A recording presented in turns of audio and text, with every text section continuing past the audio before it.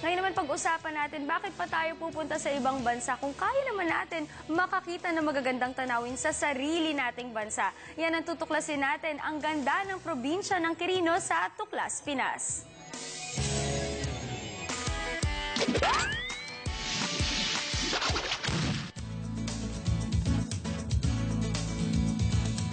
Kapanapanabik.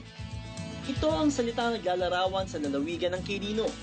Isang lalawigang puno ng kabuhayan, gandang kalikasan, at mabubuting mamamayan. Kaya naman sa ating Tuklas Pinas, ating kikilalanin ang lalawigang nagniningning.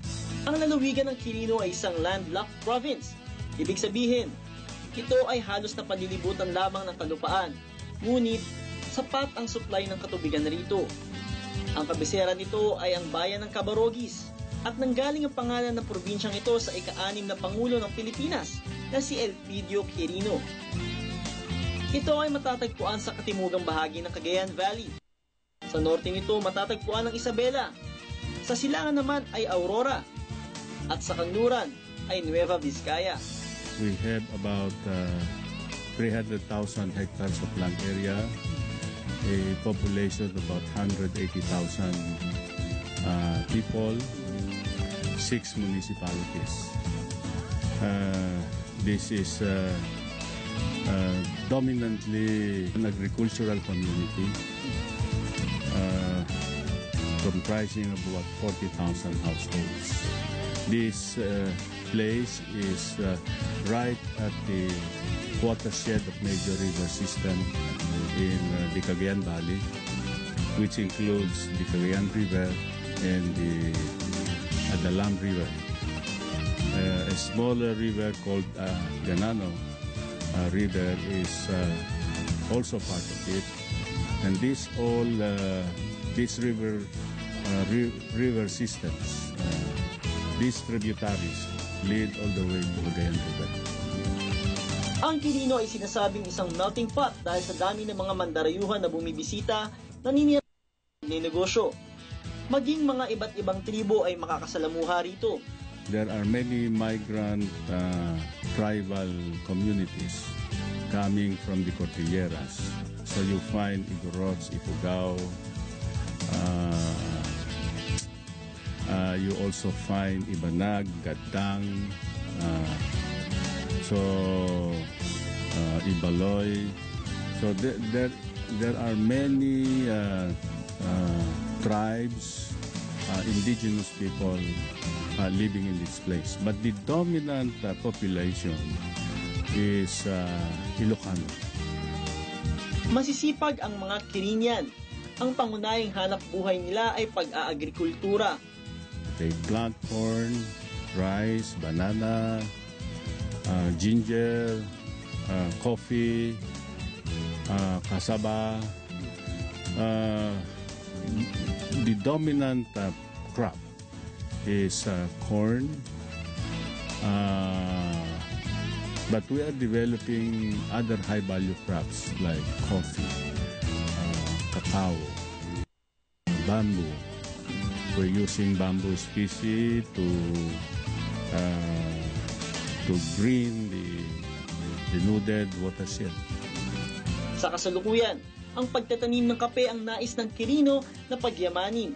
Kasama ang isang pribadong organisasyon, ang Department of Environment and Natural Resources at Department of Agriculture.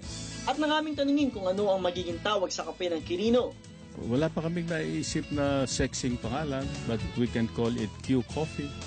Just like how we call our Q tea, yung ginger tea, we call it Q tea. So baka ito pwede Q Coffee.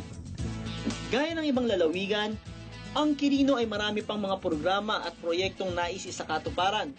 We want to develop Quirino as an agro-industrial hub and a tourist destination. Quirino is ideal for processing because of its political stability, presence of water, power, manpower.